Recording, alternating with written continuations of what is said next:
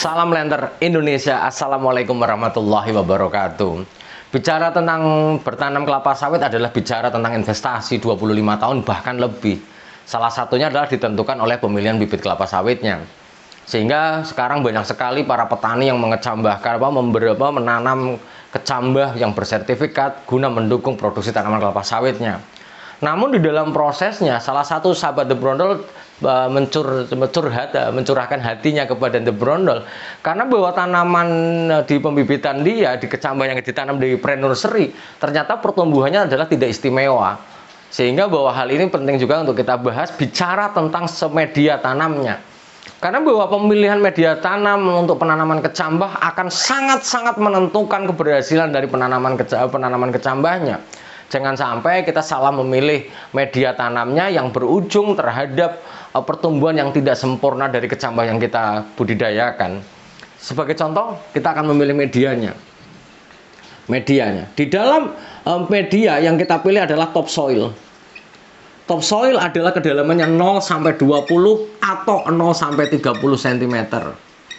Hal ini kita berasumsi bahwa masih ada bahan organik di dalamnya yang akan membantunya.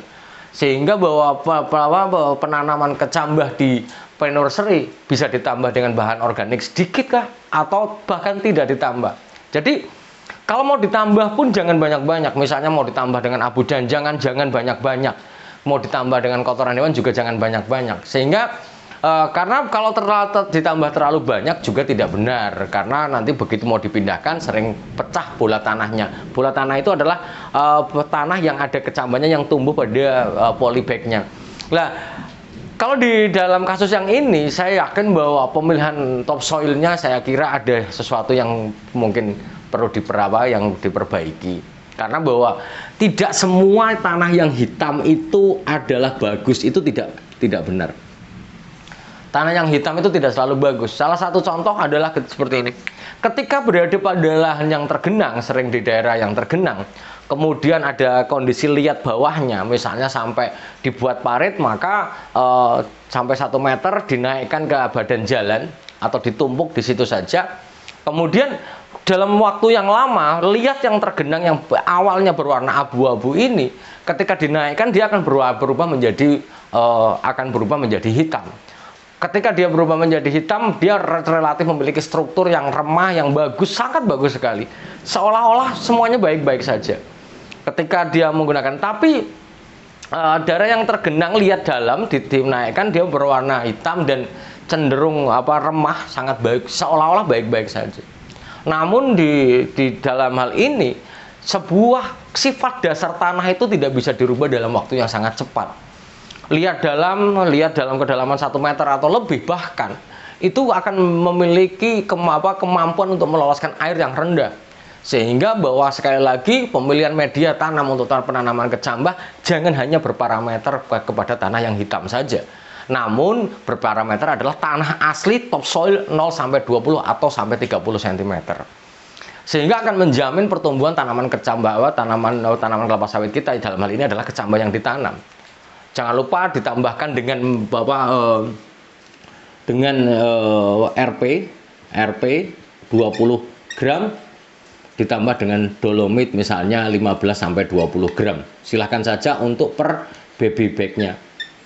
Nah, di dalam hal ini ditanyakan bahwa RP-nya ditambah dengan dolomit ditambah, namun kok tidak terjadi pertumbuhan yang signifikan. Karena bahwa ketika misalnya di sini adalah misalnya 60 cm sampai 100 cm, maka semakin dalam tanah yang digunakan, maka kemampuan meloloskan airnya itu adalah semakin rendah.